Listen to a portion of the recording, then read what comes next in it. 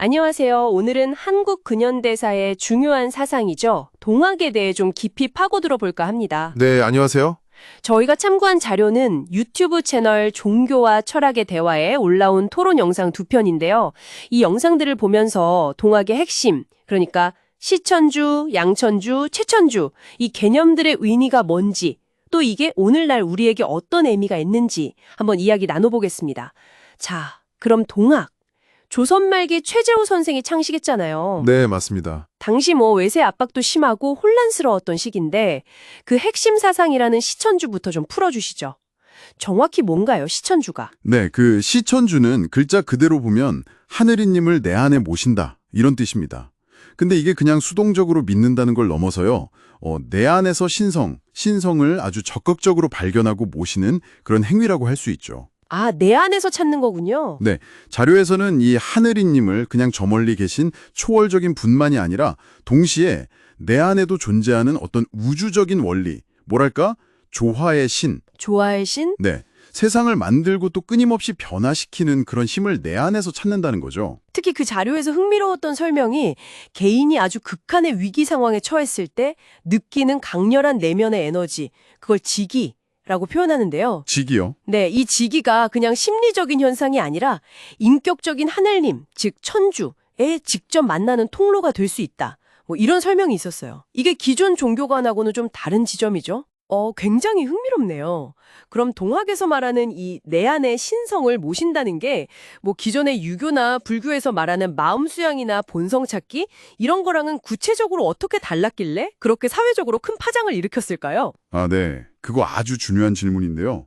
자료에 따르면 동학의 시천주는 그냥 개인 수양에만 머무는 게 아니었던 거죠. 모든 인간 안에 하늘님이 계시다. 이걸 깨닫게 되면서 당시 신분 질서에 막 억눌려 살던 민중들에게 엄청난 존엄성 그리고 주체의식을 불어넣었다는 겁니다. 아, 모두가 존엄하다는 자각. 그렇죠. 이게 하늘, 천, 땅, 디, 인간인이 본질적으로 하나라는 천지인 사상과도 통하는 면이 있고요. 자료에서는 또 길을 모으고 신명을 밝히는 수련을 통해서 이걸 실현한다고 설명해요. 수련을 통해서요? 네, 이런 평등 사상이 당시로서는 정말 파격적으로 남녀 차별 철폐 주장으로까지 이어졌고요. 이게 단순한 철학이나 종교를 넘어서 사회 변혁 운동으로까지 발전할 수 있었던 핵심 동력이었다. 이렇게 자료는 분석하고 있습니다. 그렇군요.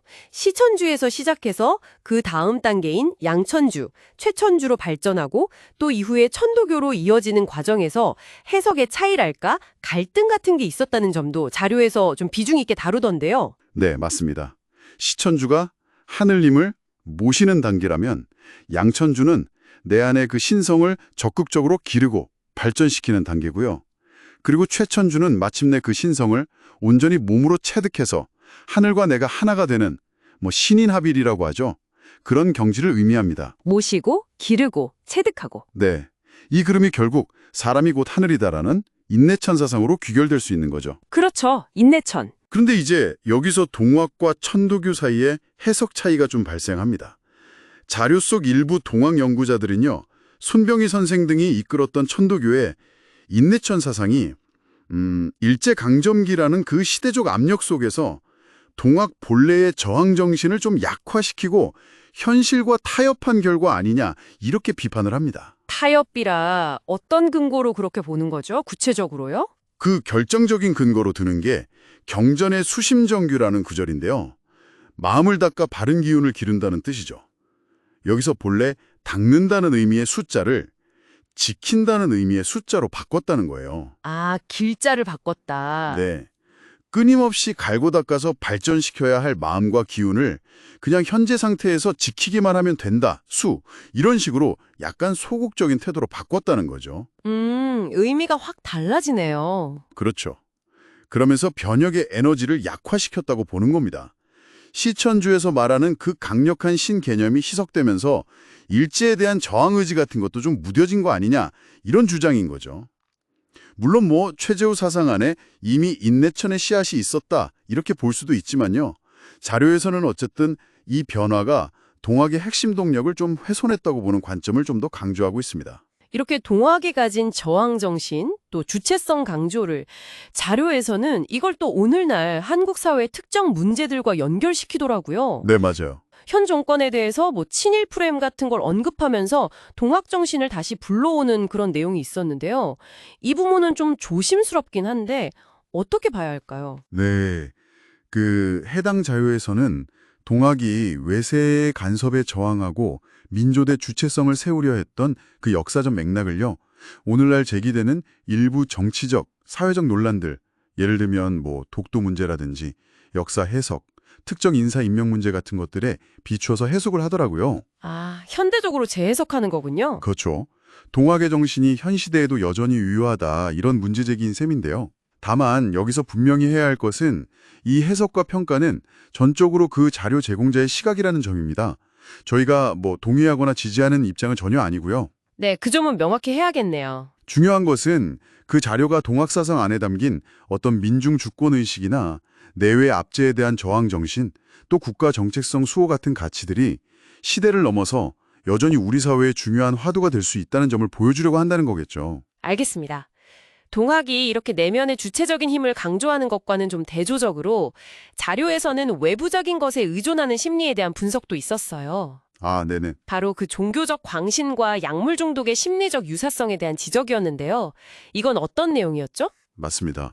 자료에서는 종교적 극단주의, 그러니까 광신이나 약물 중독 같은 현상이 현실의 고통에서 벗어나려고 외부 대상이나 경험, 뭐 예를 들면 교주라든지 약물 같은 거에 아주 강력하게 의존하면서 일시적인 쾌락이나 위안을 얻으려는 심리 기제라는 점에서 유사하다고 분석을 해요. 현실 도피적인 의존성. 그렇죠. 이건 스스로 내면의 신성을 발견하고 시천주, 그걸 키워나가면서 양천주, 결국 완성하는 최천주, 그런 동학의 주체적인 길과는 정반대에 있다고 지적하는 거죠. 자료에서는 뭐 특정 정치 지도자들을 이런 외부 의존 맥락에서 언급하기도 하는데요. 핵심은 결국 외부의 어떤 권위나 자극에 기대기보다는 내면의 통합과 성숙을 통해서 어려움을 극복하는 것이 중요하다는 점을 좀 역설하려는 것 같습니다. 아, 그렇군요. 동학 사상을 쭉 따라와 보니까요. 이게 단순히 뭐 19세기 종교운동, 이걸 넘어서서 인간 내면의 힘을 어떻게 발견하고 또 사회적 책임은 뭔지 자각하고 시대의 압력 속에서 어떻게 주체성을 지켜나갈 것인가 하는 어찌 보면 오늘날 저희들의 고민과도 굉장히 깊게 맞닿았다는 생각이 드네요. 정확합니다. 네, 시천주에서 최천주로 나아가는 그 과정 자체가 단순히 신성을 믿고 받아들이는 걸 넘어서요. 그것을 자기 삶 속에서 부단히 기르고 실천하면서 세상과 관계 맺는 그런 아주 치열한 여정인 거죠. 외부 권위가 아니라 내 안에 하느님을 따르는 길이고요. 네. 자, 오늘 이야기를 마무리하면서 여러분께 이런 질문을 한번 던져볼까 합니다. 만약에요, 내 안에 하느님을 모시는 것, 즉 시천주가 본질적으로 그것을 치열하게 기르고 또 마침내 온전히 내 몸으로 체화하는 그런 능동적인 전 과정을 포함하는 개념이라면요.